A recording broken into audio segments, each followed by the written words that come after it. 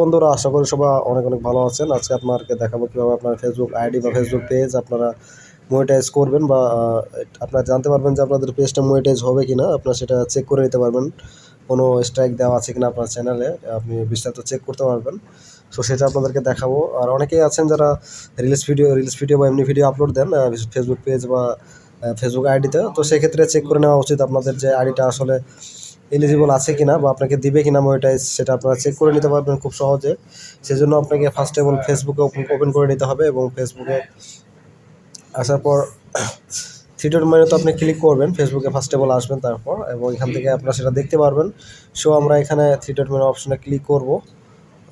আপনারা দেখতে পাচ্ছেন, এখানে ক্লিক করার পর নিচের দিকে স্ক্রল ডাউন করে নিচে আসবেন।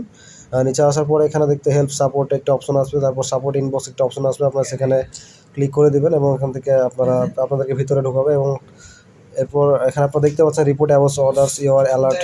এখানে আপনাকে যতগুলো আর কি ফেসবুক আপনাকে অ্যালার্ট করছে বা কমিউনিটি গাইডলাইন ফলো করতে বলছে, আপনি যেটা ফলো করেন নাই সেটা স্ট্যাক এখানে দেয় সাধারণত। সো আপনারা কোনো গাইডলাইন যদি না মেনে থাকেন সেটা স্ট্যাক আপনার এখানে দেওয়া হবে। সো আপনারা এখান থেকে সেটা দেখতে পাবেন।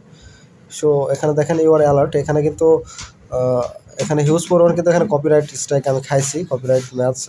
সেক্ষেত্রে এখন কিন্তু আমার এই আইডিটা আমি কোনোভাবে মনিটাইজ করতে পারবো না, বা এই পেজটা বা এই আইডিতে কোনটাই আপনার করতে পারবেন না যদি কোনো স্ট্রাইক থেকে থাকে আপনাদের আইডিতে।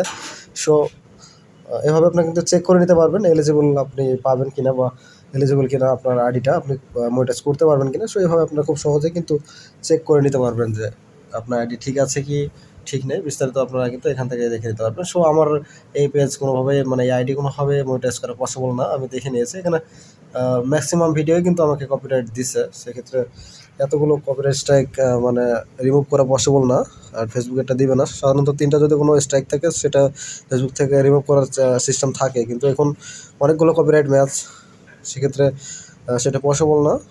সো এইভাবে আপনারা কিন্তু অনেক ইজিলি চেক করে নিতে পারবেন। সো বন্ধুরা, সবাইকে অসংখ্য অসংখ্য ধন্যবাদ ভিডিওটা লাস্ট পর্যন্ত দেখার জন্য। আর ভালো লাগলে অবশ্যই পেজটা ফলো করে সাথে থাকবেন। ধন্যবাদ সবাইকে।